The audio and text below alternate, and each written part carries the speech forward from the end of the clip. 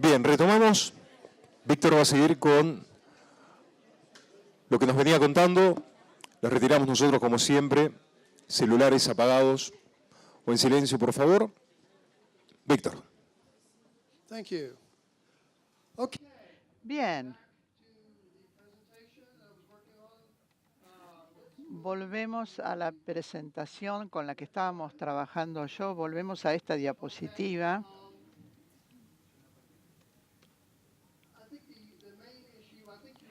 Yo creo que ya todos conocen cómo es la preparación de muestras para salmonela y yo sé que ustedes ya vienen haciendo cosas sobre esto.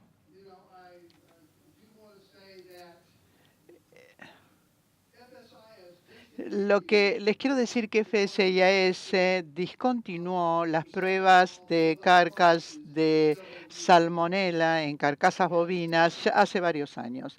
Dicho esto, sin embargo, esperan que los países sigan haciendo esa prueba, porque por la información que me dan, yo entiendo que quieren por lo menos un valor inicial, quieren ver los datos.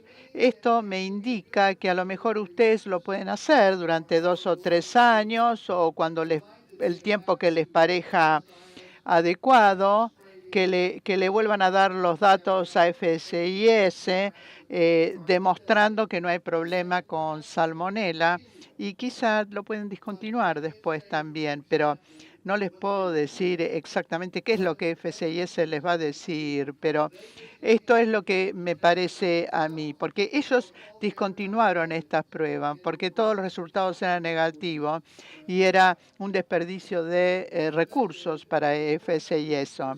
Este método con los 300 centímetros cuadrados es un método de la década del 90, donde había mucha más salmonela en las carcasas. O sea, esto ya dejó de ser eficaz. Lo que sí es más efectivo para la detección de salmonela en la carcasa es este nuevo método que consiste en muestrar 8.000 centímetros cuadrados. 8.000 centímetros cuadrados. Este fue desarrollado por el ARS de Luzda. Esto fue utilizado para FSIS para hacer un estudio de valores iniciales. Esta área de 4.000 centímetros cuadrados sirve para detectar salmonela y otras bacterias. Para el valor inicial, hacen muestras del proceso antes de cualquier intervención en la estación de cuero de despostado y cuereado. Se aseguraban que el cuero fuera retirado, hacían la prueba de un lado de la carcasa, dejaban que continuara todo el proceso y antes de que entrara al refrigerador, a la cámara, tomaban otra muestra pre-refrigerador, pre-chilling. Ellos observaron una disminución importante en la industria de Estados Unidos entre la posición post-cuereado a la posición pre-refrigeración. Por supuesto, hay muchos datos que van y vienen en ese proceso, pero esto indica que se reduce el nivel de STEC, de salmonela y otros indicadores en la carcasa. Ese estudio también daba evidencia de que el Escherichia coli genérico no era muy representativo del control del proceso, porque con esta superficie sí determinaron que es el mejor abordaje para evaluar indicadores, incluso más que un recuento de plaquetas. El doctor James y yo estuvimos hablando de esto. El muestreo del sistema HACCP tiene muchos defectos. Yo creo que van a recibir alguna actualización en algún momento quizás este muestreo con una muestra de 8.000 centímetros cuadrados va a ser el método de muestreo del futuro, así que ténganlo en cuenta.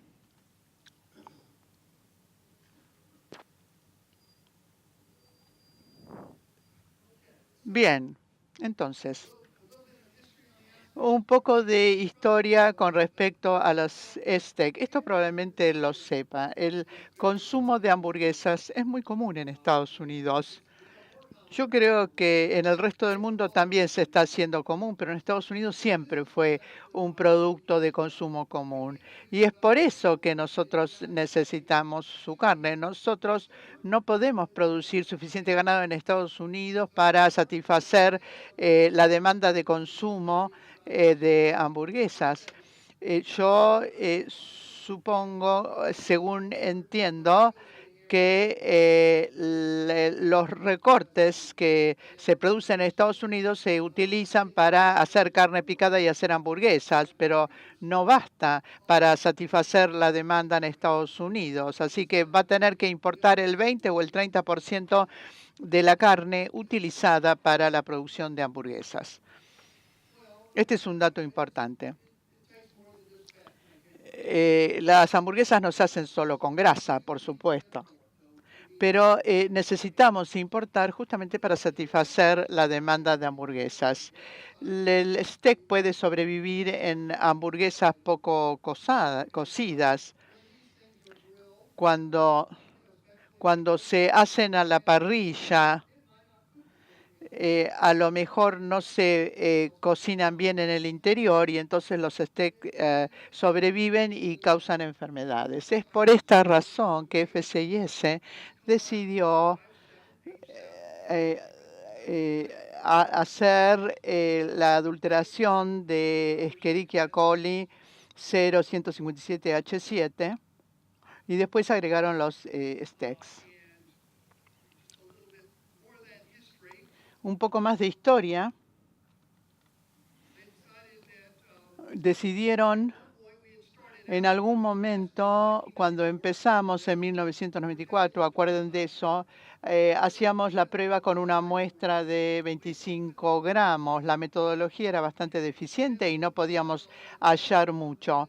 Todo ustedes lo saben, pero dijimos, bueno, vamos a empezar a hacer la prueba de carne molida, carne picada, en muestras de 325 gramos, pero no resultó muy efectivo tampoco, porque no evitaba el problema, sino que lo hallaba después del hecho consumado, cuando ya habían sido lanzados al producto. Así que dijeron, vamos a un proceso, a una etapa del proceso más anterior y pasémosle la responsabilidad a la industria de que encuentren el defecto aguas arriba o upstream utilizando el muestreo N60 antes de que esa carne se transforme en carne picada.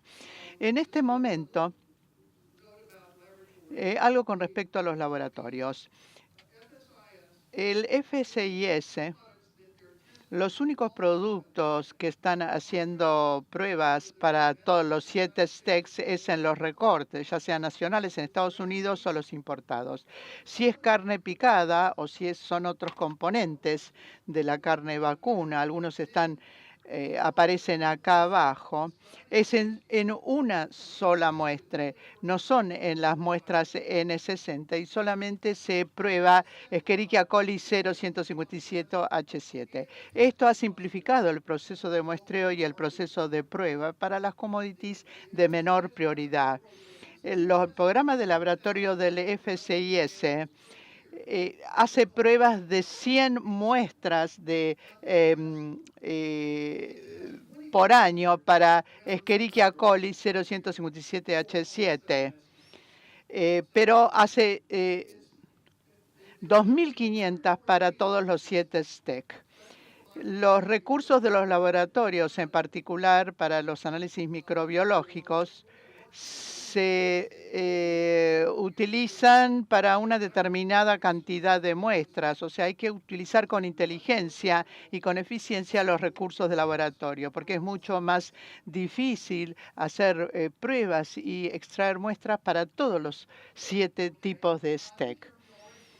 Yo creo que ustedes ya conocen el muestreo N60 bastante. Como dije antes, y quiero insistir con esto, es un problema en todos los lados donde voy. FSIS tuvo un problema muy similar. El laboratorio reportaba que no estamos recibiendo 325 gramos. En cada muestra recibimos 700 o 800 gramos de la muestra N60, pero solamente hacían pruebas para 325 gramos. Entonces, cuando recibían la muestra, la dividían y muchas de las muestras obviamente no eran incisiones perfectas, tiene sus dificultades eso, lo podrían hacer mejor, la verdad, pero y nos dimos cuenta que en nuestro programa estábamos probando solamente N20 o N60, o sea, ni la mitad de las muestras prácticamente. Así que tuvimos que volver a capacitarles y tuvimos otras empresas que tenían otros laboratorios que tenían los mismos problemas. Y esto es bastante común, a menos que uno tenga suficiente práctica. Esto es algo a lo que tiene que prestar atención SENASA con respecto al muestreo oficial y también la industria que tenga cuidado y que preste mucha atención a cómo realiza su muestreo fuera del ámbito oficial.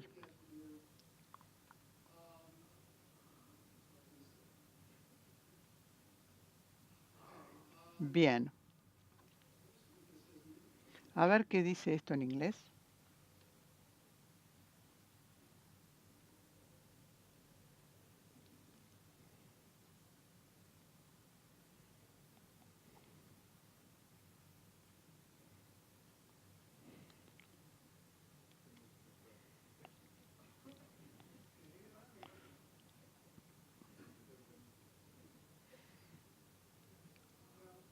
Bien. Hablé de la recapacitación de inspectores. Bien.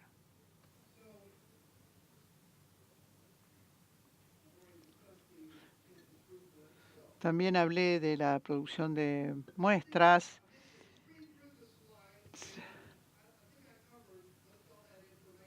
Yo creo que ya cubrí casi toda la información. Si tienen algunas preguntas con respecto a esto, esto es de poner todo en un muestreo para la carne picada y para otros componentes de la carne. Hablemos un poco de insumos. Len ya les dio un buen resumen de los problemas de importación. No necesito repetir todo, así que léanlo como quieren y cuanto quieran. Ya estuvimos hablando de la tolerancia cero y también hablamos de lo que se revisa en el puerto de entrada. Hablamos del muestreo normal, el aumentado y el intensificado o intensivo. En este momento Argentina está bajo el programa de muestreo aumentado para los productos que ingresan a Estados Unidos. Lo que están haciendo es, están desarrollando una línea base, una línea inicial. Están utilizando este nivel de aumentado para poder establecer una línea inicial, un valor inicial. Esto es una decisión administrativa y luego decidirán cuánto tiempo se van a mantener en esta categoría de 100% muestreo.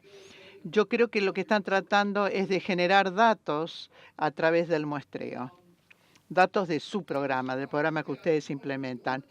Si ustedes van a la tabla, hay una tabla en la página de FSIS que describe todos los países que están en este momento en este programa de muestreo aumentado. Entran a la página.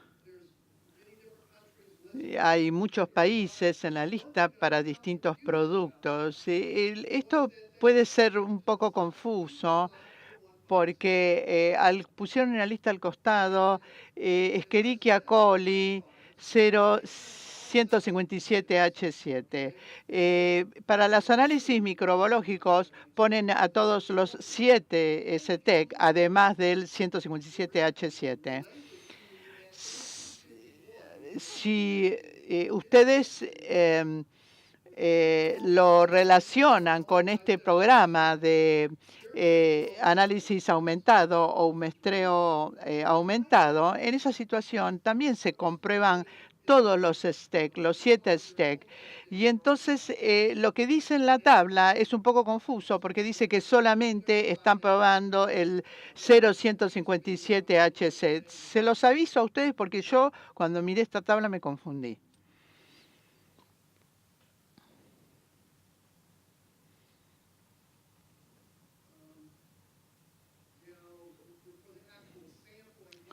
Para la extracción de muestras, lo que hacen, esto se describe, Len también lo describió, tienen las cajas de carne congelada, que son bloques sólidos, y es muy difícil tomar una muestra N60 de estas cajas, pero toman 5 cajas y sacan 12 rodajas, 12 rebanadas de cada uno. Y lo cortan de manera que todos los rincones, las esquinas del bloque pueden como hacer una feta finita. Así es como toman las muestras N60 de la caja de carne vacuna.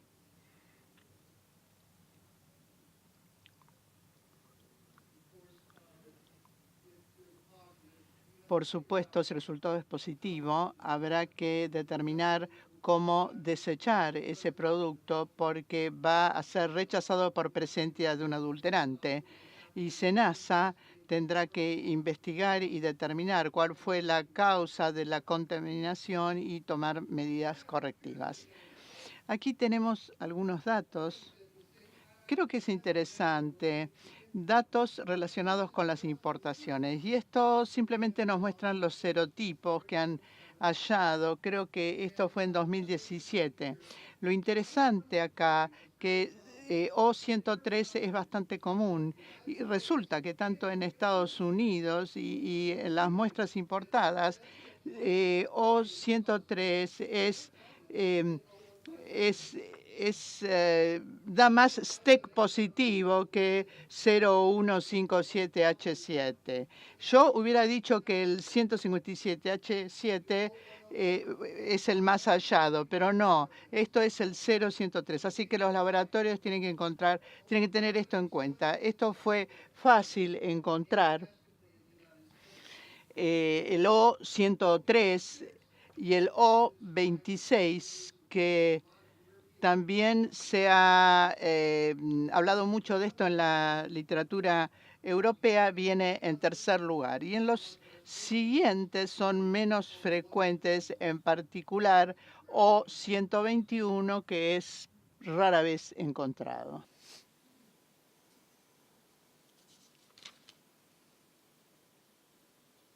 The other types of, we're not going to cover. No vamos a cubrir esto.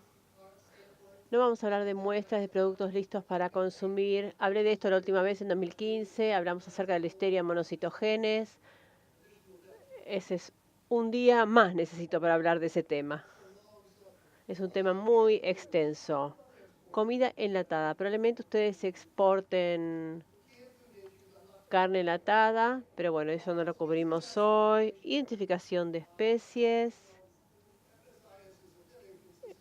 El FSIS no tiene siempre las mismas expectativas en cuanto a la identificación de especies, pero muchas veces le pide a los países exportadores que determinen y verifiquen la especie animal en el caso de determinados productos molidos, ya sean mezclas de diferentes tipos de carne.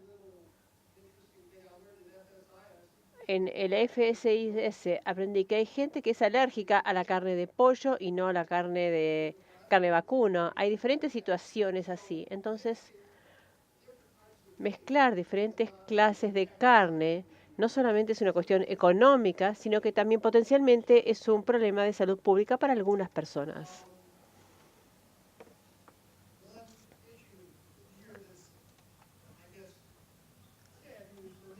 Esta es una mala noticia para mí. El FSIS utilizó electroforesis en gel de campo pulsado, PFGE, durante muchos años y yo fui la persona que estableció la metodología en el FSIS. Ese fue mi último llamado a la fama en el laboratorio y se usó todo el tiempo hasta este año.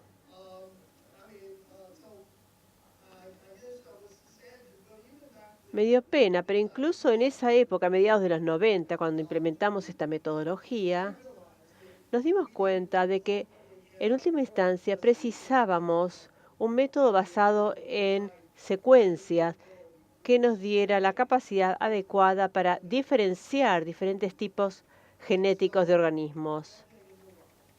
Ha llegado el día. Antes de jubilarme, hace 5 años, ya hablábamos de esto y ahora es una realidad. El FSIS lo está haciendo. El CDC dijo que ahora el secuenciamiento de genoma va a reemplazar al PFGE oficialmente en Estados Unidos para la identificación de la mayoría de los patógenos y se utiliza principalmente para vincular los aislados de productos con los aislados de pacientes para poder determinar si hay una relación causa-efecto en el caso de un producto en particular. Esta es entonces una herramienta para determinar brotes en las etapas iniciales. PFG fue una herramienta fantástica, pero tenía algunos problemas, así que ahora le damos la bienvenida al secuenciamiento del genoma. Yo creo que estas tecnologías, yo creía que era, yo no lo inventé, pero lo implementé en el FSIS. Cuando esta tecnología se utilizaba en Estados Unidos, cuando utilizaba el FSIS, la CDC, para reunir datos, esta tecnología tenía quizás el mayor impacto de salud pública en comparación con cualquier otra cosa que hacíamos. Entonces ahora estamos pasando una nueva era en donde vamos a tener incluso más poder para diferenciar estos distintos aislados y para asociarlos y relacionarlos con brotes. Esta es una diapositiva con una descripción general. Ahora estamos avanzando para ver los análisis de la industria. Ya vimos rápidamente los análisis oficiales del FSIS y ahora estamos pasando a los análisis no oficiales que se hacen en Estados Unidos, los análisis llevados a cabo por la industria regulada. El FSIS, la industria desempeña un papel crítico y sumamente importante en cuanto a identificar la contaminación con STEC antes de que el producto salga de sus establecimientos. El FSIS puede recoger una determinada cantidad de muestras. Como dije, Estados Unidos es un país muy grande y el sistema de laboratorios, de 3 laboratorios, solo puede analizar unas 2.500 muestras de STEC por año. Aun cuando la cantidad de análisis microbiológicos supera los 100.000, la proporción dedicada a STEC es solamente 2.500. Entonces, quizás haya 80.000 muestras que se analicen para salmonela en comparación, para que tengan una idea. El FSIS, entonces, se apoya en la industria. El FSIS quiere ver análisis múltiples y diarios que se hagan para STEC en la industria.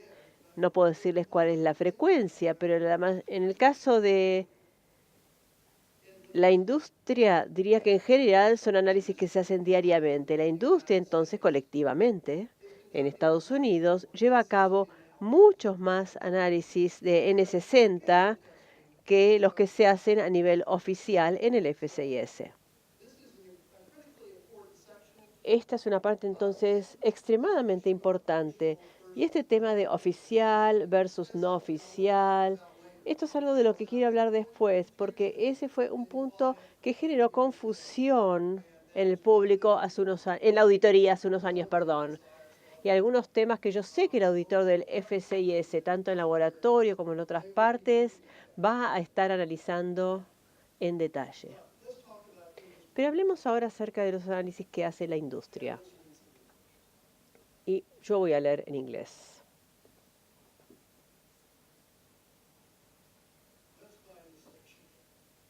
Vamos a ver si encuentro la sección. En realidad, esta sección la voy a pasar muy rápidamente. En 2015, yo no hablé mucho acerca de E. coli genérico, pero me dijeron algunas personas que estaban un poco confundidas con respecto a los análisis de E. coli genérico que era necesario realizar, y por eso agregué algunas diapositivas sobre este tema hace unos meses y ahora las voy a compartir con ustedes. Pueden leer el texto, creo que ustedes ya saben la mayoría de las cosas que dice esta diapositiva acerca de las muestras de 7.000 y ahora 8.000 centímetros cuadrados. Pero quiero mencionar un par de cosas y después vamos a pasar rápidamente a la próxima parte de esta presentación. E. coli genérico o cualquier indicador no indica la presencia de un patógeno.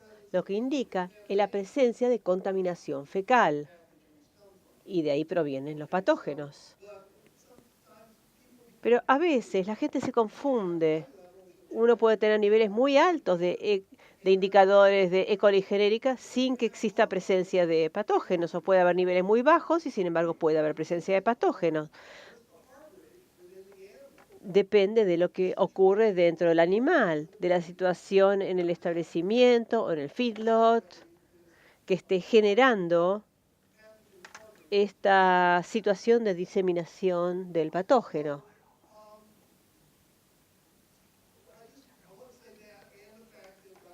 Quería decir esto y también quería decir algo que ya dije. Es necesario, el FCIS pretende que este análisis se siga realizando. Yo creo que los análisis de E. coli genérico, bajo la regla de PR-HACCP,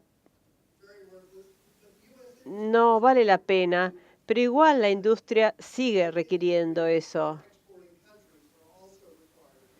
Y en los países exportadores también se pide esto. Lamentablemente, en muchas situaciones, en general, se utiliza Petrifilm y muchas veces el resultado es no hay detección. Y si se utiliza esto para el control de procesos estadísticos, que es lo que se supone que habría que hacer de acuerdo con la regla del PR-HACCP para el muestreo con esponja, los ceros no nos ayudan a los fines del análisis estadístico. El cero y las estadísticas no van muy bien juntos. Hay que determinar tendencias y niveles. Uno ve que los niveles suben y bajan, y hay que ver quizás cuántos desvíos estándar sube o baja para poder determinar si el proceso se está saliendo de control o no. Pero si hay muchos ceros es más difícil hacerlo. Habiendo dicho eso, igual es necesario hacer este estudio y por eso agregué este capítulo, esta parte de la presentación, para que ustedes lo tengan como recurso. Esto probablemente no se aplica a ustedes porque los criterios de M&M solamente se necesitan para el muestreo con incisión, que no recomiendo. Control estadístico del proceso. Esto lo pueden leer también. Me parece que en realidad es un requerimiento, pero no es una herramienta muy útil para evaluar el control del proceso. Esta es la preparación de las muestras. Estas son las validaciones de AOAC para Petrofilm. Yo diría que el 98% de la industria utiliza Petrifilm para este estudio. Es económico, es fácil. Y de acuerdo con la regla,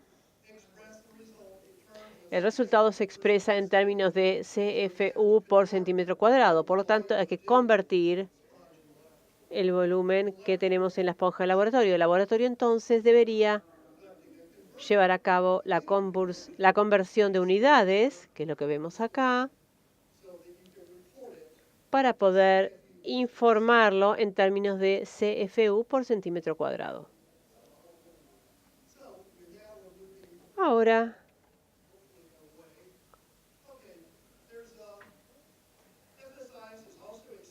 pasamos a este tema.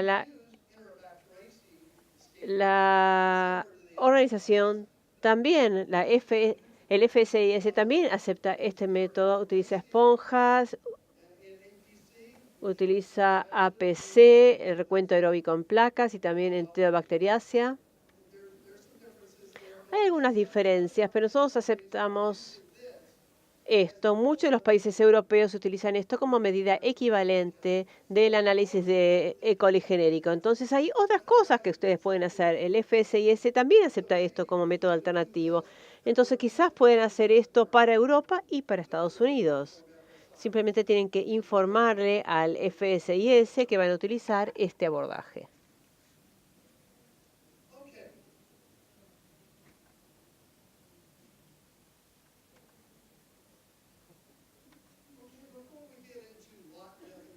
Antes de que pasemos a la definición de lote, que es una de las razones principales por las cuales se hacen los análisis N60 en la industria, sé que hubo muchas preguntas sobre este tema y seguramente tendremos algún debate. ¿Alguien tiene alguna pregunta con respecto a los temas que cubrí hasta ahora desde el almuerzo?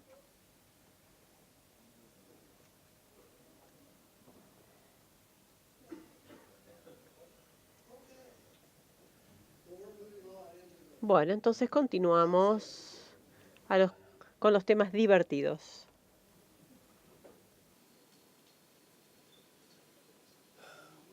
Okay. So, yesterday,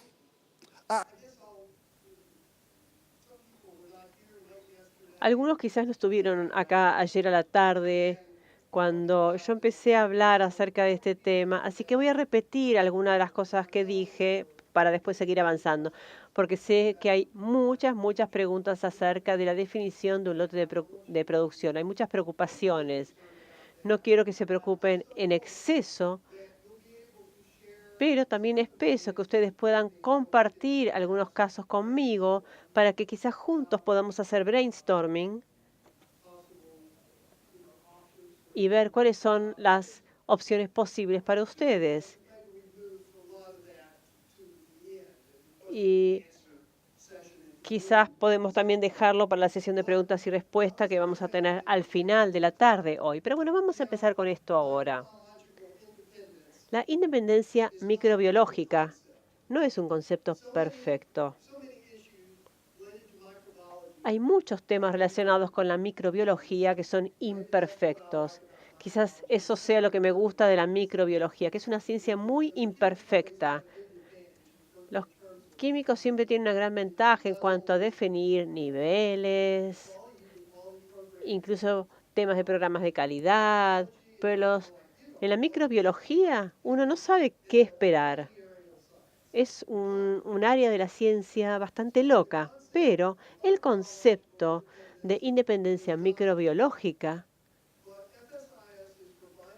no es perfecto, como ya sabemos.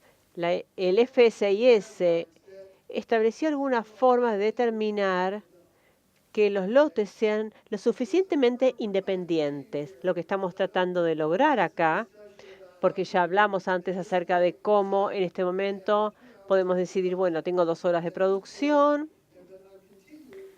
voy a continuar con la producción, pero sin embargo en este punto voy a terminar un lote y acá voy a empezar otro lote.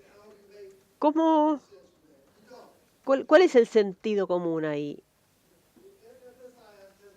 ¿Cómo entendemos esto? Es difícil. El F6S, sin embargo, permite que se produzcan dos lotes diferentes mediante el uso del N60. El propósito quizás era solamente alentar a la industria a hacer análisis, porque cuanto más análisis se hagan, más problemas se van a identificar y más posible será evitar la contaminación de productos. Entonces, ese es el proceso. No hay una expectativa científica perfecta en cuanto a que en 4 horas de producción, si separamos la producción justo por la mitad, sin ningún tipo de limpieza, este es un lote y este es el segundo lote.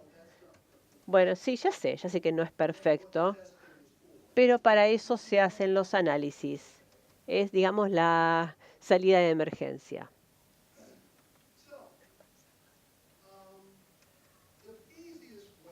La forma más sencilla para separar lotes, bueno, no es la más sencilla.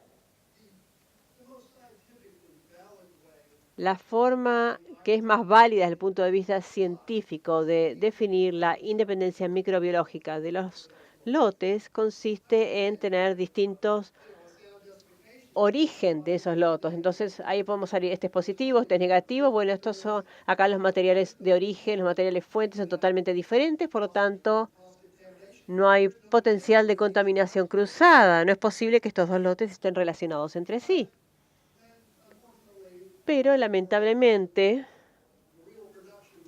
el mundo de producción real no permite que esto ocurra con mucha frecuencia, pero si pueden separar los materiales fuente, aprovechen esa posibilidad, porque necesitan la mayor cantidad posible de justificaciones para manifestar que tienen independencia de lotes. Tenemos el N60, pero si además del N60 tenemos otra información, esto es mejor aún, y esto va a proteger,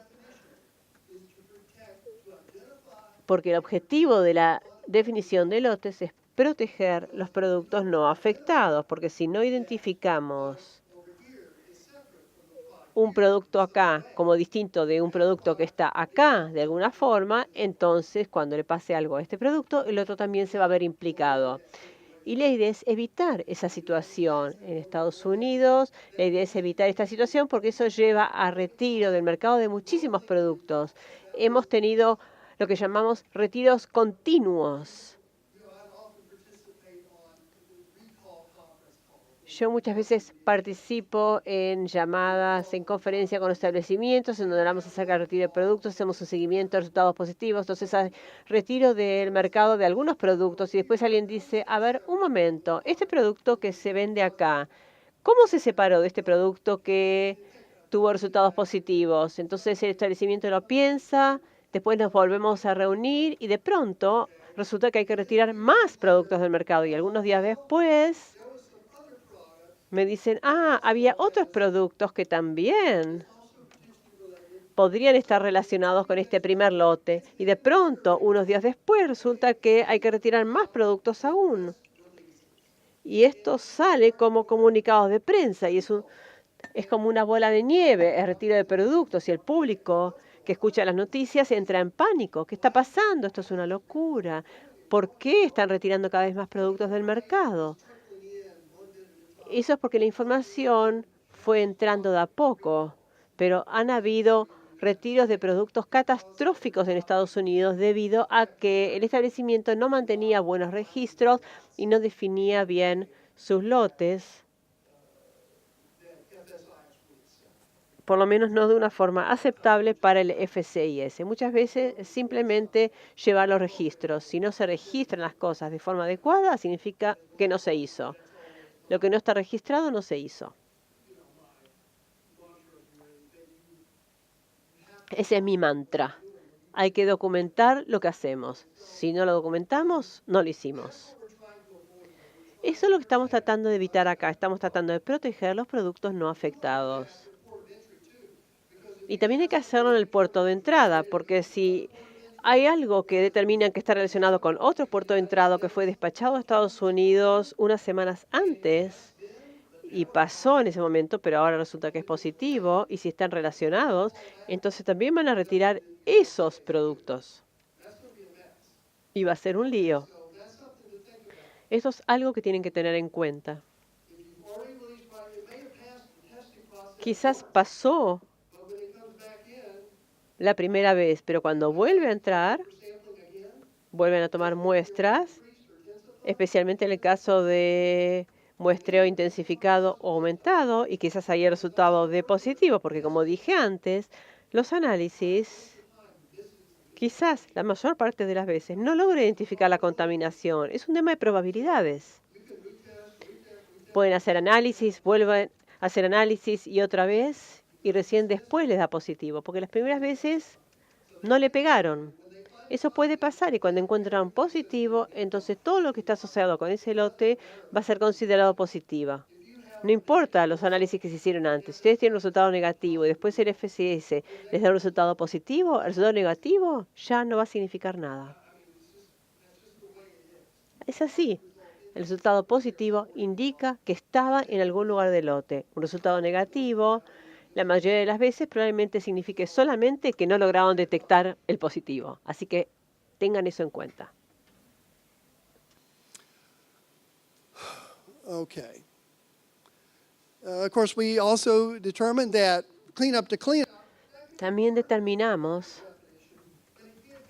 de limpieza a limpieza. Esa podría ser una definición, pero no puede ser la única definición. El muestreo N60 o material fuente, material de origen, porque la limpieza en realidad no desempeña un papel tan importante en la contaminación. La contaminación cruzada es posible, pero el STEC no es una contaminación ambiental. Crece en un establecimiento como Listeria monocytogenes, por ejemplo. Entonces, de limpieza a limpieza no es un criterio que permita resolver la contaminación.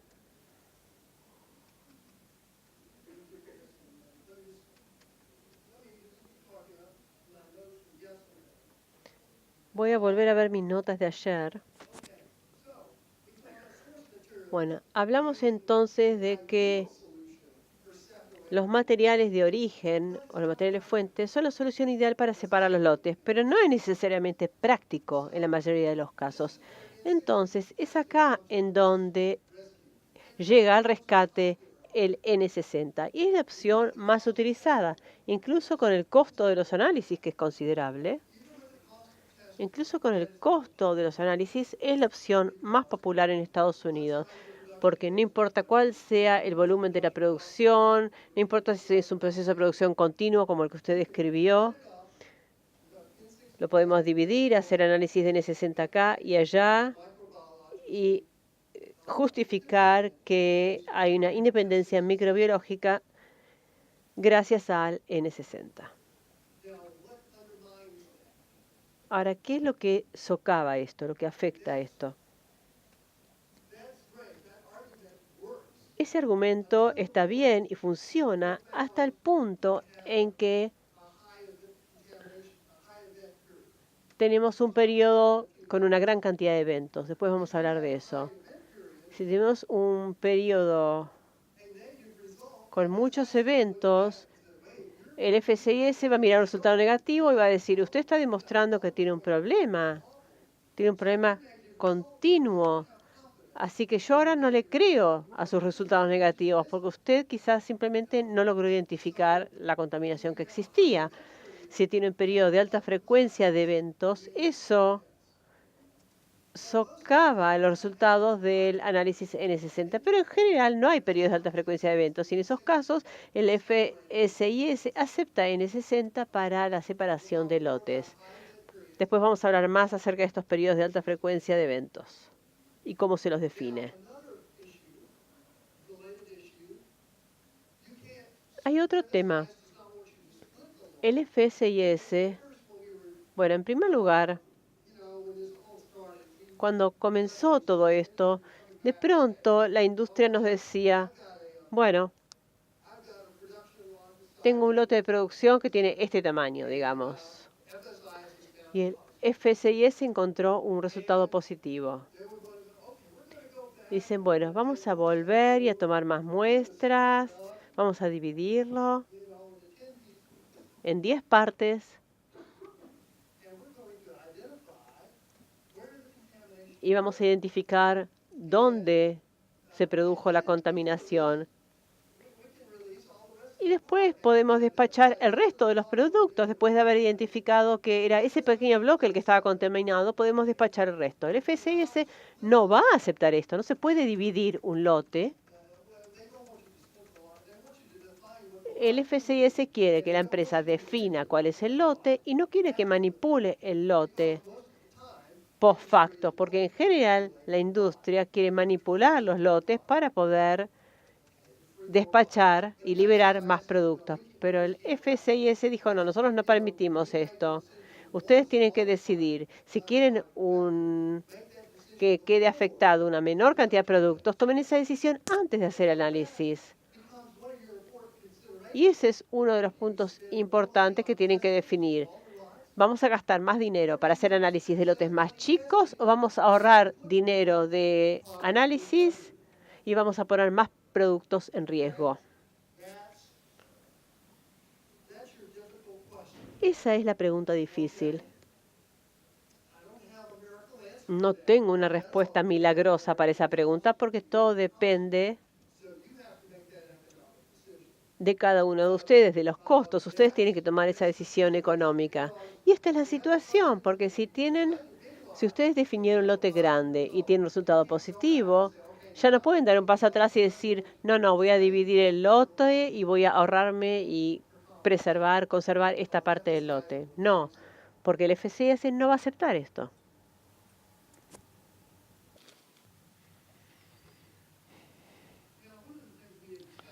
Algo de lo que ya estuvimos hablando antes, ayer mencioné que en sus guías FCAC ha establecido que el peso máximo no tiene que ser más de 10.000 libras, que quiere decir 4.000, equivale a 4.540 kilogramos. Estamos bien, según calculé.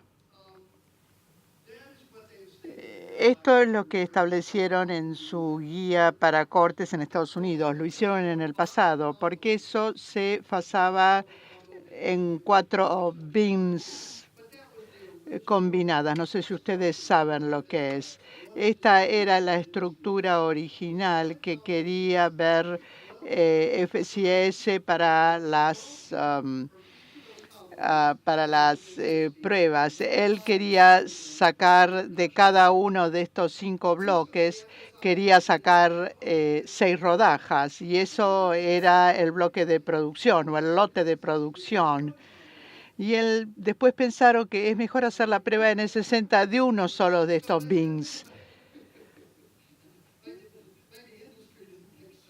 A lo mejor a la industria no le parece tan interesante, pero para FSIS dijo, bueno, vamos a achicar un poquito el volumen, lo vamos a recortar para ver si salía más steak de lo que ellos querían. Entonces, alentaron a la industria para armar solo un bloque, un combo bin de 2.000 libras, como lote. Yo no sé si hace falta hacer eso exactamente.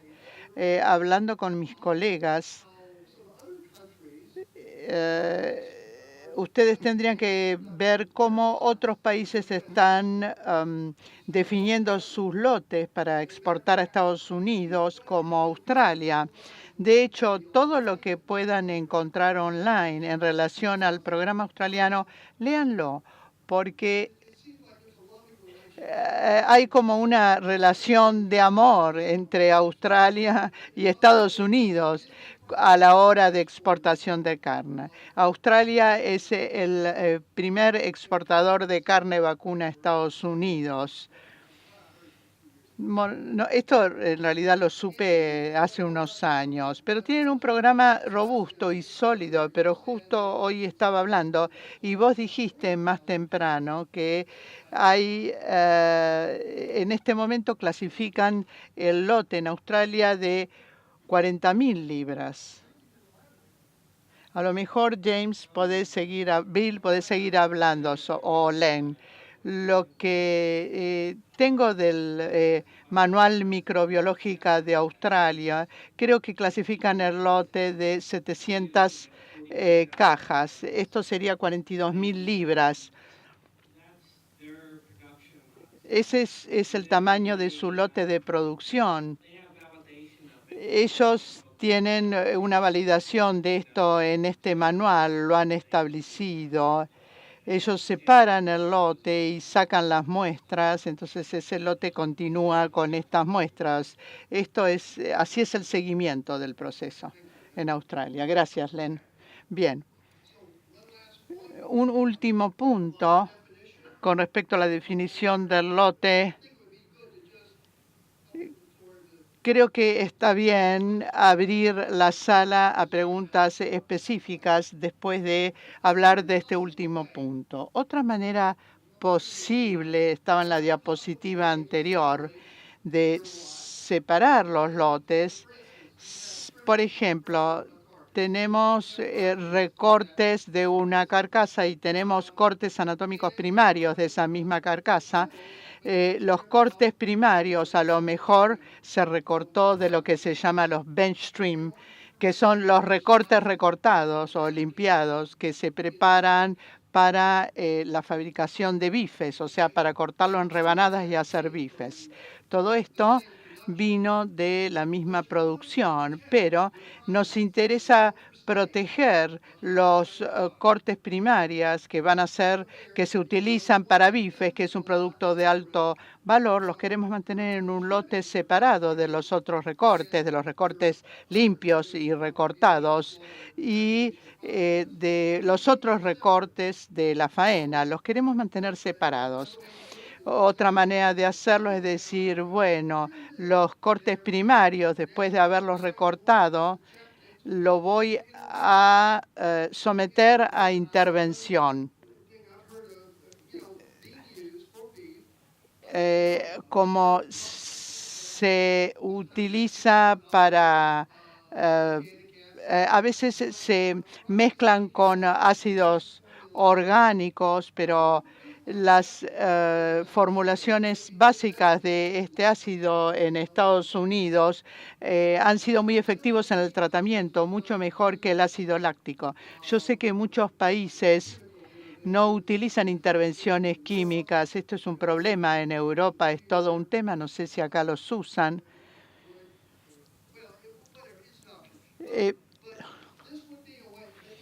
De cualquier forma, en Estados Unidos lo protegen los cortes primarios de alto valor que ya han sido recortados y están listos para producir bifes. Tratan todo el exterior, la superficie exterior, con un producto como Cenova para matar o para evitar infecciones, pero le da suficiente letalidad a la bacteria, no tanto como la cocción. Y esto es aceptable porque se ha logrado un tratamiento que hace que ese corte primario esté separado y diferente de los recortes. Si los recortes están contaminados, se sabe que este lote de cortes primarios fue tratado separadamente y entonces puede seguir adelante. Esto tiene que ver con lo que decían ayer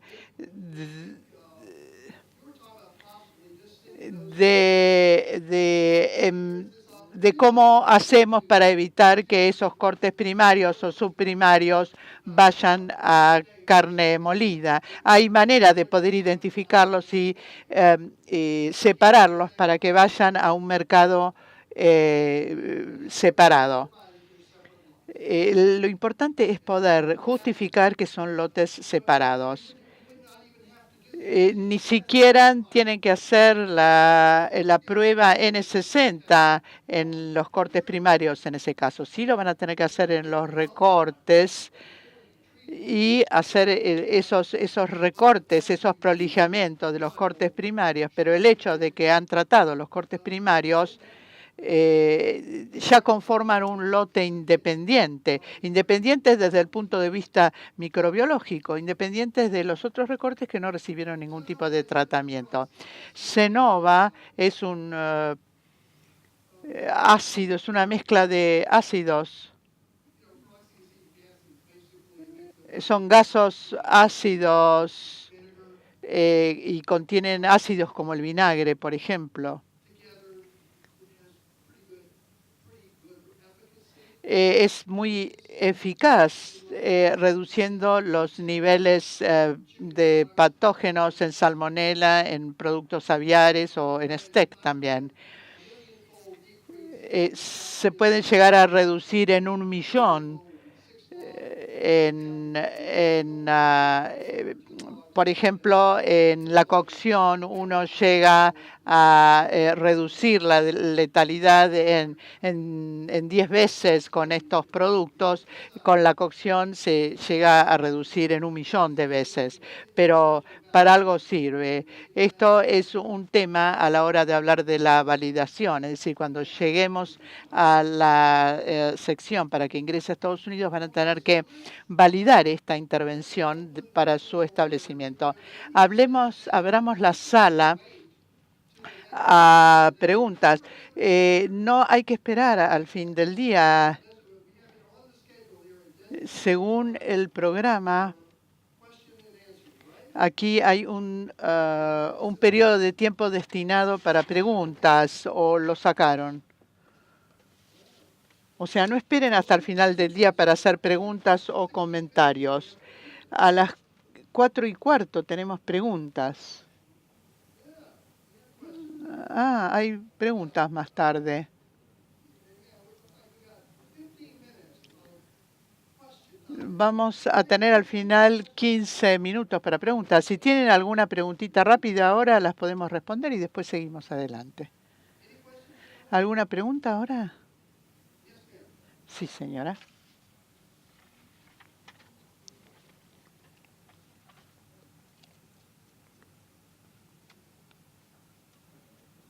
Suponiendo que nos basamos en este ejemplo que acaba de dar, de cortes primarios obtenidos del mismo origen que los recortes.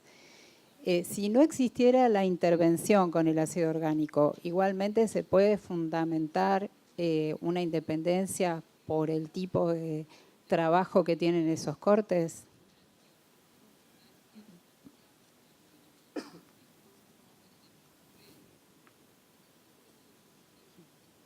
Well, how is the process? ¿Y en qué sentido es distinto el proceso? No es fácil ni rápida esa respuesta. Podríamos decir que tienen menos superficie de contacto porque son cortes enteros, porque se limpiaron extrayendo las capas externas.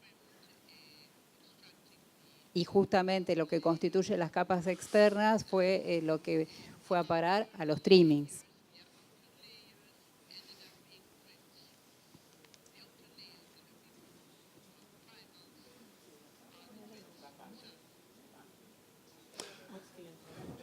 What's that? Go ahead, take a microphone. Yeah, and that's another. Este es otro tema.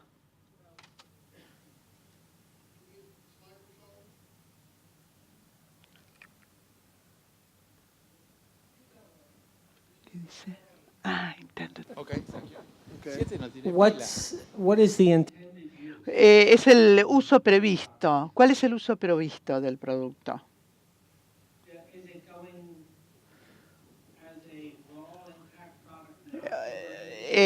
Se va como un producto intacto, no para ser molido, sino para la fabricación de bifes o otros cortes. Todo le importa al FCIS, en particular cuando llegan al puerto de entrada. Actualmente están en este momento ellos están analizando el producto y probablemente recuerden que están en el programa de muestras incrementadas. Y ellos los van a interceptar, esos 10 lotes, porque el producto ha sido utilizado como bench trimmed pero el producto ha sido empacado como cortes primarios individuales y no a granel.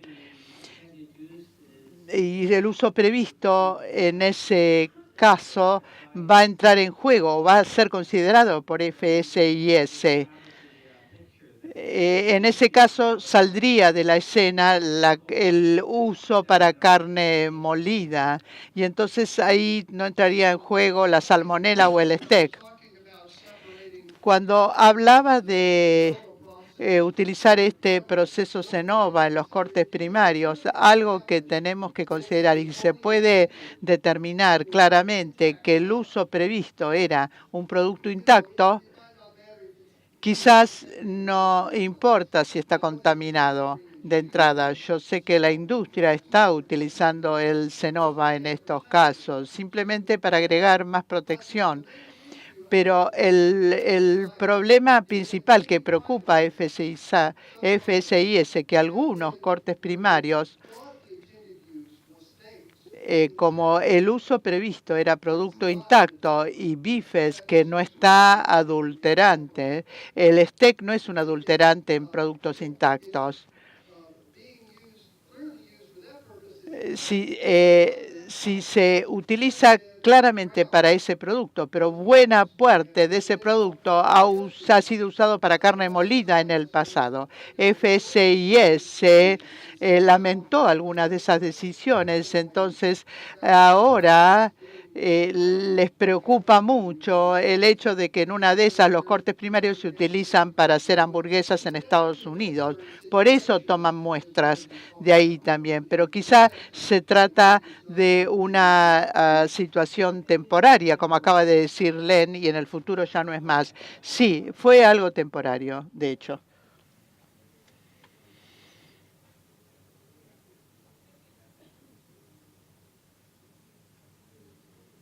Mi pregunta apunta no a dejar de hacer el muestreo o dejar de considerarlo para hacer el muestreo de STEC, sino para considerarlo un lote diferenciado. Porque es probable que salgan en distintas ventas, que vayan a distintos clientes, que me conviene que tengan un número de lote diferente porque van a ser enviados en distintos contenedores, a distintos puertos, en distintos momentos. Pero a pesar de que tienen ese mismo origen, sí puedo lotificarlos en forma diferenciada.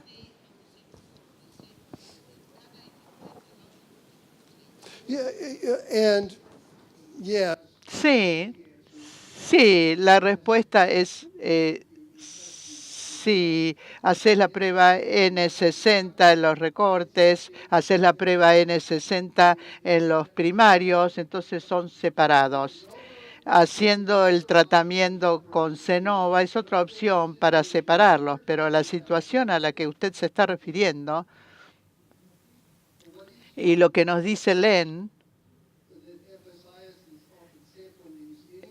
con el hecho de que el FSIS va a hacer el muestreo de todas maneras. Quizá el mejor abordaje es hacer N60 en ambos. El inspector en el establecimiento de importación mira la aguja deshuesada, por ejemplo. Hemos tenido casos en donde el uso previsto no era para carne molida y tuvimos que señalarle eso al inspector que estaba por cambiar la descripción del producto o el grupo de producto desde de primario a subprimario para carne para manufactura. Si, por ejemplo, cuando tenemos un pelleto deshuesado o tenemos la aguja deshuesado, eso se opone, por ejemplo, a un bloque de carne congelada. A veces el inspector toma la decisión de si eso es correcto o incorrecto y esto se transforma en un problema. Y yo estoy de acuerdo. SENASA exige el muestreo de Escherichia coli STEC en cortes primarios y subprimarios. ¿Están exigiendo?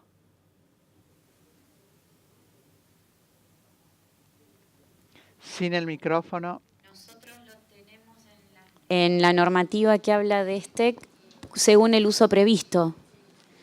No lo tenemos, ya sea para manufactura o para consumo directamente, o sea, en góndola, diferenciado, o sea, todo se muestra por N60. Si supuestamente está la carta de uso previsto donde el importador a mí me garantiza de que ese producto va a ir a venta directa, se eximen del muestreo oficial.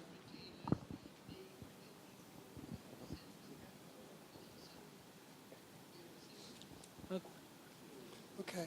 Well, I think that under the circumstances, Yo creo que, dadas las circunstancias, las pruebas N60 son la respuesta a la mayoría de las preguntas. Simplemente estoy señalando que hay distintos escenarios que podemos tener en cuenta, pero creo que el muestreo N60, por lo que se acaba de describir, es la manera más fácil, de separar los lotes.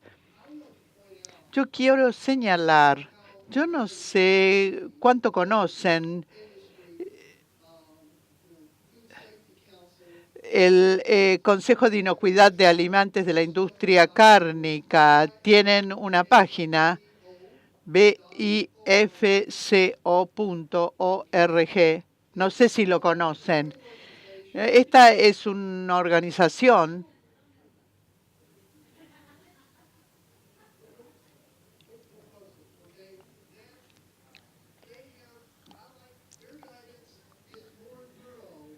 ellos proveen una guía bien detallada y bien profunda, mucho más que la de FSIS, y empezaron en enero con esta guía, así que sin duda yo iría al BIFCO, así lo llamo, a la página de BIFCO, es el Consejo de la Industria Cárnica. Y tienen un montón de información interesante con respecto a la industria cárnica en Estados Unidos y les van a ayudar a ustedes a armar su programa. Yo creo que es un recurso muy interesante. Lo pueden pasar, lo pueden mirar, pero lo pueden bajar de la página del BIFCO. okay. ¿Su sistema prevé análisis de STEC sobre medias reses?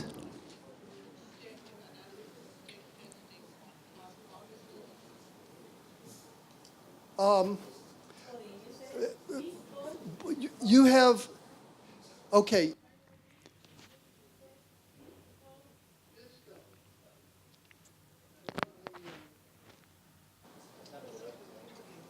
Well, maybe everybody should just pass this around, but this is,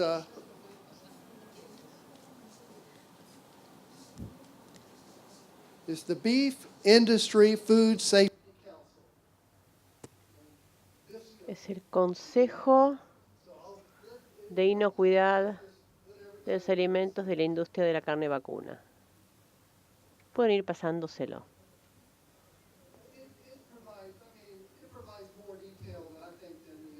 Incluye información más detallada que la del FSIS. Además, quiero decirles algo también. Nosotros recibimos una pregunta acerca de una tecnología emergente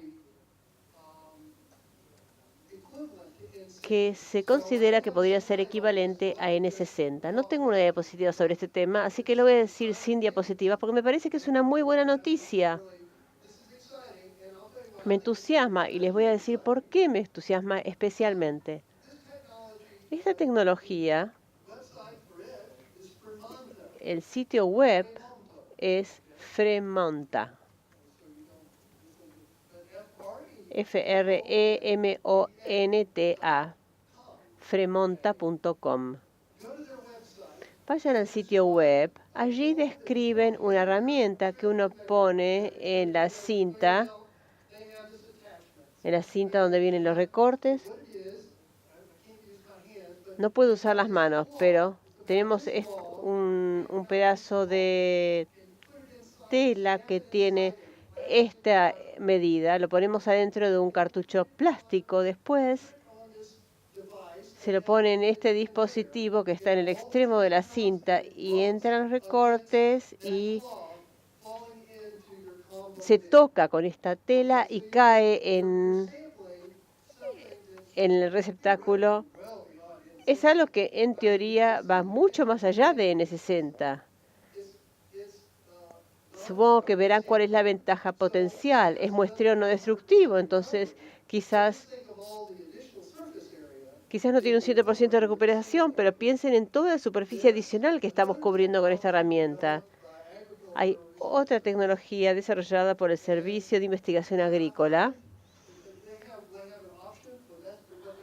Hay una opción para lo que llaman la cinta transportadora, que lo llaman el método CS, el método de muestreo continuo, pero también tienen una opción de muestreo manual. Ambas fueron aprobadas por el FCIS para ser utilizadas por la industria norteamericana y muchos ya están empezando a usar esta tecnología. Hay videos del método continuo y manual en el sitio de Fremonta. Vayan, miren el video, fíjense cómo funciona. Lean el texto, está en inglés, pero léanlo y van a ver cuál es la carta que les envió el FSIS. Es una carta de no objeción y dice: bajo estas circunstancias de uso especiales, consideramos que este método es equivalente al muestreo de N60. Pero lo que realmente me entusiasma a mí es que mi ex jefe, David Goldman, el año pasado, cuando hizo una presentación ante el Consejo de la Carne Vacuna, yo saqué alguna de sus diapositivas que estaban en el sitio web de BIFCO, y él describió esta tecnología en esa presentación. Mi oficina es la Oficina de Ciencia de Salud Pública. Para que ellos describan esta tecnología, para que le dediquen diapositivas a esta tecnología, para mí eso indica que el FCIS, te entendí, que el FCIS quiere utilizar esta tecnología en lugar de N60. Y lo creo porque ellos detestan el muestreo N60, así que creo que de esta forma van a poder aumentar la cantidad de muestras que toman. Así que yo creo definitivamente que el FSIS está interesado en esto, pero por el momento no se está hablando de esto porque obviamente el FSIS está haciendo evaluaciones adicionales. Probablemente estén haciendo un proyecto piloto y no lo estén comentando porque quieren ver sus propios datos y no los datos de la industria. Quieren ver sus propios datos y prefieren llegar a sus propias conclusiones y quizás este proceso sea un poco más lento de lo que nos gustaría, pero es alentador. Pero el mensaje en breve es que, al menos para los análisis de la industria, ustedes podrían proponerle esto al FCIS porque lo está permitiendo en Estados Unidos. Y para los análisis oficiales de SENASA más adelante, quizás también lo podrían utilizar, especialmente cuando el FSIS decida adoptarlo. Pero vale la pena proponerlo. Quizás no tengan datos suficientes todavía para sentirse totalmente seguros, pero ustedes tendrían que plantearles este tema y preguntarles qué opinan. ¿Podemos hacerlo? Porque este sería un gran avance, sería un muy gran avance para todos. Hay que aprovecharlo, porque si realmente es tan bueno como parece, hay que aprovecharlo lo más pronto posible y no esperar. Esto que él menciona ya está disponible en Argentina, se puede conseguir el frame para colocar el filtro. Es una especie de filtro como las cortinas esas de malla, cuesta $300. Y después vas comprando los pads que vienen de a 100, que te cuestan $200. Y inclusive te lo pueden adaptar, es un carrete, un pad, te lo pueden adaptar para el ancho que vos tenés de tu cinta y te lo pueden hacer de acero inoxidable. Así que por $500 uno tiene una cosa que parece muy buena para hacer muestreo de N60. Después el pad ese, lo doblás, lo metés adentro de la bolsita y le metés el medio de enriquecimiento y listo. Los que quieran, después les paso la referencia. Okay, and we're just pretty much out of time here. But what we'll do after break. Después de la pausa, voy a hablar acerca de la parte del periodo de alta cantidad de eventos. Quizás podemos saltear la parte de validación. Si tienen preguntas las puedo responder. Y después vamos a pasar a la última presentación. Pero me queda 1 hora más de presentaciones después de la pausa. Y después una breve sesión de preguntas y respuestas. Vamos entonces a la pausa. Me quedan 5 minutos. Parece que hubo un leve cambio de planes. I do want to say something quickly. Let's move. Oh, this is something I want to talk about: official testing versus. Este es un tema del que quería hablar. Análisis oficiales versus no oficiales. Recuérdenme hablar acerca de este tema en la próxima presentación después de la pausa, porque este es un tema de equivalencias importantes para Argentina.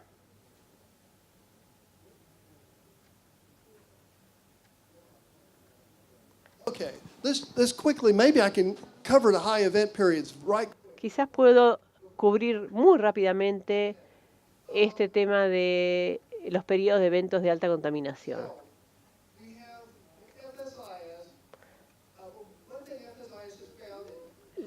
El FSIS vio que hay determinados momentos en donde hay mucha contaminación que ingresa a las plantas y esas son las circunstancias que después dan lugar a brotes. Si hay una contaminación esporádica, es difícil definirlo, pero parecería ser que el principal problema de salud pública es cuando tenemos muchos eventos de contaminación. FSIS entonces escribió una guía sobre este tema, se puede descargar la guía del sitio web de ellos, y ellos definieron, de alguna forma, sobre la base de los datos de la industria, que hay 2 clases diferentes de periodos en donde hay gran cantidad de eventos, es decir, periodos de alta contaminación. Uno es un HEP localizado, y el otro es el HEP sistémico. HEP es el periodo en donde hay muchos eventos de contaminación. ¿Cuál es la diferencia? De acuerdo con la definición del FSIS, 3 muestras positivas en 10 muestras es igual a un HEP localizado. Y 7 positivos de STEC en 30 muestras durante un determinado periodo indica un problema más sistémico. Un periodo de eventos sistémicos. Entonces, hay que llevar a cabo los análisis suficientes. Esto no es una buena noticia porque los análisis cuestan dinero. Pero hay que llevar a cabo la suficiente cantidad de análisis como para que en caso de que haya preguntas, ustedes puedan convencer al FSIS de que este no era un periodo de alta cantidad de eventos, porque si el FSIS sospecha que era un periodo de muchos eventos o de que ustedes no estaban monitoreando para ver si era un periodo de muchos eventos, entonces cuando vean un resultado negativo, no van a confiar necesariamente en ese resultado. Y ellos saben que un determinado porcentaje de los resultados van a ser falsos negativos. Entonces, el hecho de que no controlen esto va a hacer que se vea afectada la confianza en los resultados negativos que ustedes puedan tener. Este es un tema importante. La industria puede hacer sus propias definiciones de HEP, pero es bueno que ya tengan estas definiciones de 2 clases de HEP del FSIS. Así que pueden usarlo por ahora hasta que tengan algún otro tipo de justificación científica para tener un abordaje diferente. Pero esto es algo importante que ustedes pueden tener en cuenta para el programa de análisis de la industria. No está tan relacionado con el programa de análisis oficial.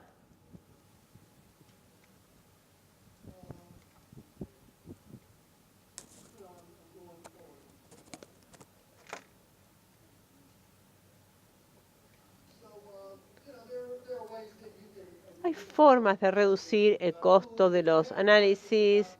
Si tienen alguna pregunta sobre esto,